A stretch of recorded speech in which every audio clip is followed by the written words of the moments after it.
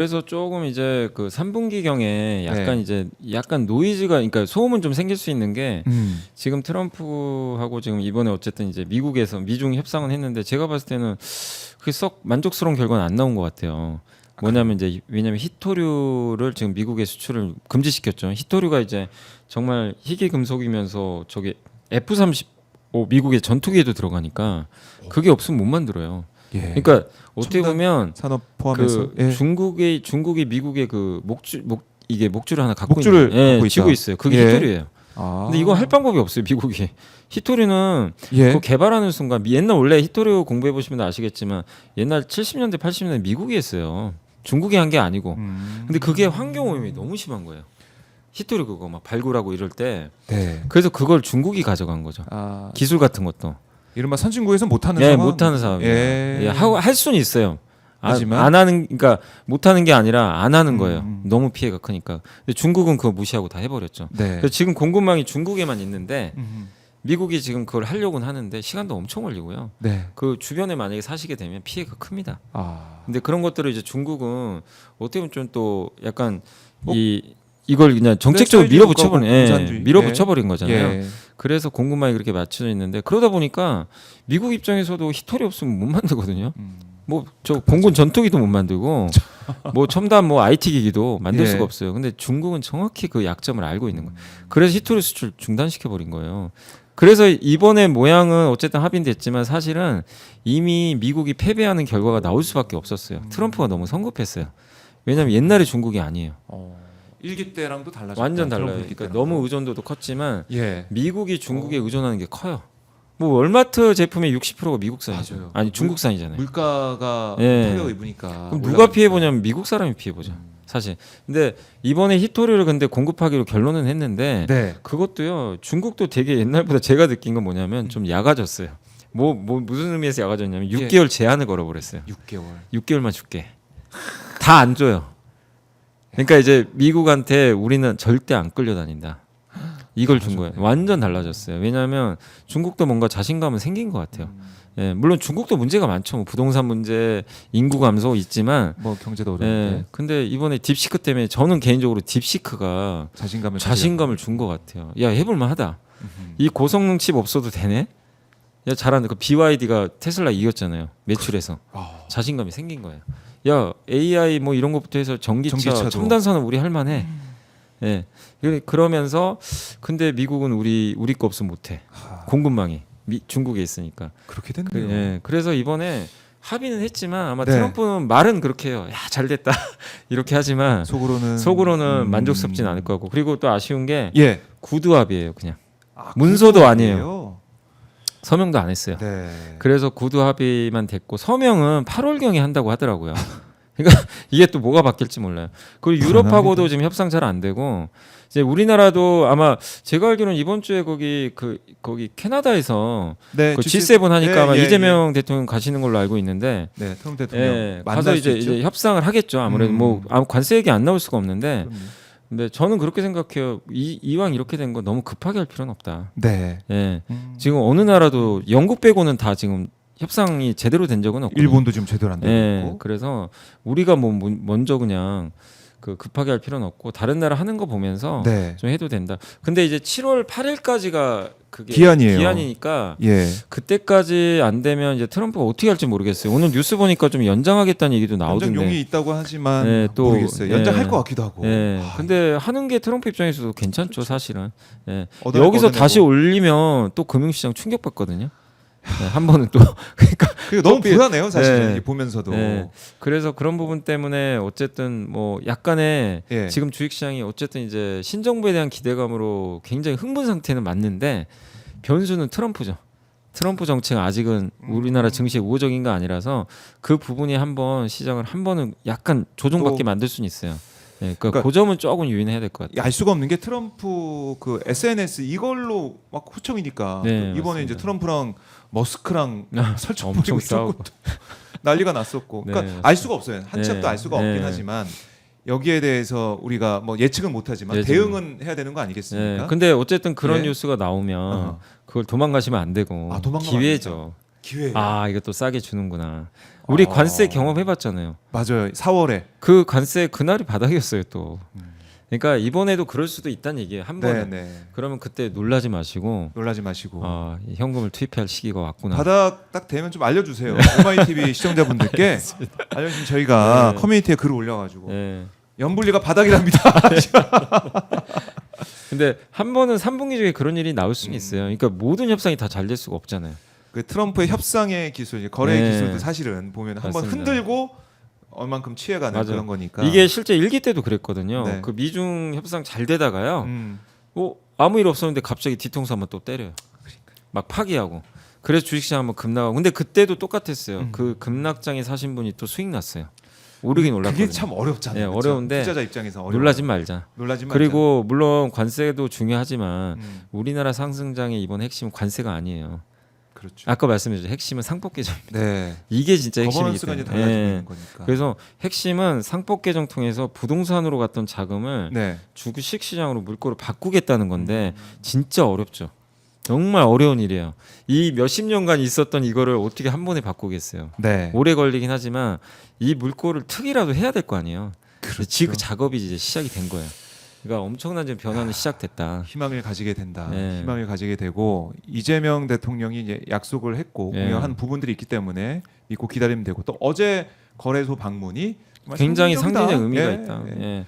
왜냐하면 믿어라. 증권거래소를 나중에 갈 수도 있는 거거든요. 그럼. 그리고 대부분 대통령분들은 증권거래소를 안 가신 분도 계시지만 되게 또 늦게 가요. 가더라도. 근데 그냥 초기에 갔다는 초기에 거예요. 바로 그러니까 자신 있다? 메시지를 던진 거죠. 할 거다. 나는 진짜 예. 한다. 이거 그래서 말씀을 하신 굉장히. 겁니다. 그래서 저도 좀 바라는 게 예. 정말 뭐 지금은 아니도 몇 년 후에라도 이제 그런 문화가 야 주식해서 미국처럼 부자 될 수 있겠구나. 은퇴자. 그러니까 미국은 그런 문화거든요. 네. 퇴직연금 다 거의 다 주식에 넣어버려요. 주식형 펀드나 그 이런 있죠. 401 네, 401. 예. 그 주식 은퇴할 때 주식 부자가 되게 많아요. 뭐 아시겠지만 주식이 그렇게 계속 오르는데. 우리는 주식한다고 하면 다들 어른들 난리잖아요. 예. 너 폐가 망신할 일 맞습니다. 있니 막 이거부터 해가지고. 저도 그 퇴직연금이 예. 이제 있지만 다들 많이들 하시니까 퇴직연금 한 지가 꽤 됐는데 네. 그 제가 이제 저도 이제 국내 주식형 쪽으로 많이 해놨거든요. 그러니까 최근엔 괜찮죠. 최근엔 최근에. 괜찮은데 얼마 전까지만 제가 이제 주식형 펀드니까 국내 증시 이제 흔히 맞죠. 박스피라 그랬죠. 네. 연평균 수익률이 나와 있더라고요. 2.8%. 2.8%? 보고 야, 야, 뭐 은행 이자네. 은행 요즘 웬만한 파킹 저만 그런 게 아니라 다 그러실 거 아니에요. 네. 그냥 주식형 우리나라 지수에 베팅하는 주식형 펀드였으면 물론 이제 박스피니까. 뭐 이런 뭐 잘 나가는 산업은 또 당연히 성과도 좋겠지만 네. 그냥 지수만 딱 봤을 때는 그 정도예요. 그냥 10년간 그러니까 이게 얼마나 답답한 일입니까? 그게 미국- 이번에 네. 이제 그야말로 천지개벽할 일이 네. 벌어지고 있다. 네. 그래서 꼭 그렇습니다. 그런 일이 퇴직연금만 해도 노후 대비가 될 수 있는 주식이 이게 많이 올라가서 부양이 돼서 미국처럼 좀 꼭 됐으면 그렇네요. 하는 그게 좀 됐으면 좋겠어요. 진짜. 네. 아마 많은 분들이 이제는 달라질 수 있을 거다 희망을 이제 가지고 있기 때문에 네. 그게 지수에 또 반영되고 우리 국내 투자자뿐만이 아니고요 외인들, 그러니까 외국인 투자자도 그 말을 믿고 지금 들어오고 있다라고 네. 볼 수 있는데 그럼 이것도 좀 궁금하실 것 같아요. 환율 문제 있지 않습니까? 네.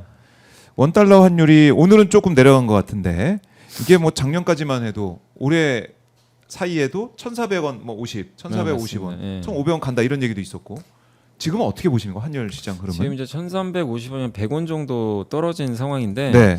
저는 뭐 여기서 더 떨어지기는 좀 쉽진 않고요. 지금은 좀 워낙 단계 많이 떨어졌으니까. 오늘 1,365원 정도네요. 네, 여기서 좀 이제 멈추지 않을까 일단은 일단은 이 그래도 정도? 저는 중장기적으로 1,300원 초반까지는 내려갈 것 같아요. 네, 왜냐하면 일단 기본적으로 우리나라가 이제 환율이 높았던 이유가 몇 개 있거든요. 그것만 분석하면 사실 좀 답이 나오거든요. 환율이 그동안 높았던 이유가 첫 번째가 네. 달러가 너무 셌잖아요. 달러가 세. 그죠? 완전 그냥 킹 네. 달러였죠. 그냥 킹달러. 혼자 셌어요. 혼자. 근데 이게 깨졌잖아요. 지금. 근데 이게 일시적인 게 아니죠. 트럼프 정책은 달러를 약세로 만드는 정책이에요. 미국 경기가 힘들어져요. 왜 약세로 만들려고? 왜냐하면 합니까? 소비도 둔화될 수밖에 없고 관세 때문에. 그러니까 미국이 지금 계속 성장을 했지만 트럼프 스스로가 미국 성장을 깎고 있잖아요. 관세를 많이 매기면 소비를 어떻게 늘리겠어요? 가격이 비싸지는데. 비싼데. 이번에 오늘 물가지수 나왔거든요. 미국에. 거기에 정확하게 데이터 나온 게 소비 둔화가 이제 시그널이 나오기 시작했어요. 예, 그것만 보면 달러를 어떻게 보면 미국 경기가 이제 이렇게 둔화되기 시작하는 거예요. 그 소비로 버텼던 미국 경기가 점점 꺾여가는 거예요. 네. 그럼 달러가 계속 강할 수 없고 그 다음에 미국은 정부 부채가 너무 많잖아요. 예. 이거 줄이긴 해야 되거든요. 근데 돈 푸는 걸 줄이는 순간 무슨 일이 발생하면 성장이 꺾입니다. 부채든 뭐든 간에 돈 푸는 걸 줄이면 꺾여요. 근데 이걸 전 세계 투자자 눈치챈 거죠. 그래서 올해 트럼프 취임하고 나서 독일 증시가 날아가기 시작했어요. 그러더라고요. 독일은 돈을 막 풉니다. 아, 지금 우리도 풀려고 그러죠. 우리도 독일이 먼저 풀었어요. 금리 인하 하고 있어요. 독일은 왜 더 충격적이냐면 네. 법까지 바꿨어요. 헌법을. 원래는 못 풀게 돼 있어요. 못 풀게 돼 있어요. 인플레이션. 아시겠지만 인플레도 있고 옛날에 전범 국가 아닙니까?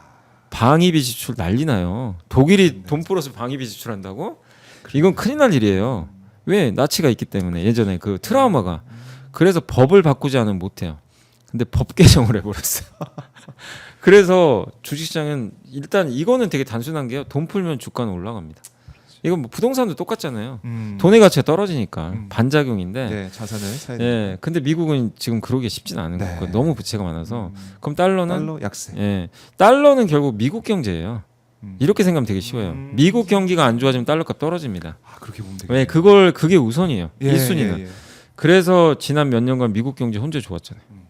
다른 나라 안 좋고. 돈이 거기다 몰려. 예. 그러니까 미국 달러는 킹 달러. 예. 거기다 엔화도 약했죠. 엔화도 이렇게. 근데 이제는 정반대죠. 유로화 강해지죠. 엔화 강했죠. 그다음에 우리도 돈 풀죠.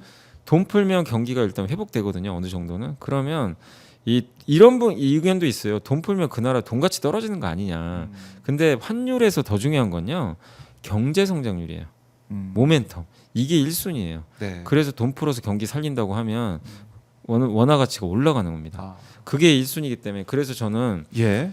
달러값 이 하락과 우리나라 원화 강세가 좀 더 중장기적으로 이어질 수 있다. 당분간은 그렇게 보고 있는 거고 두 번째가 이건 이제 성악개미 분들 입장이죠. 네. 왜냐하면 국장 안 된다. 그죠? 아시죠? 네. 그래서 뭐 했죠? 국장 팔고 다 미국 주식. 그럼 예. 뭘로 사야 되죠? 달러. 달러 바꿔서. 그러니까 이건 이창용 총재가 얘기했던 거예요. 예. 대부분 미국 주식을 하시니까 환율이 1,300 그때 80원 90원 할 때 이게 뉴 노멀이다. 이건 이제 익숙해져야 된다.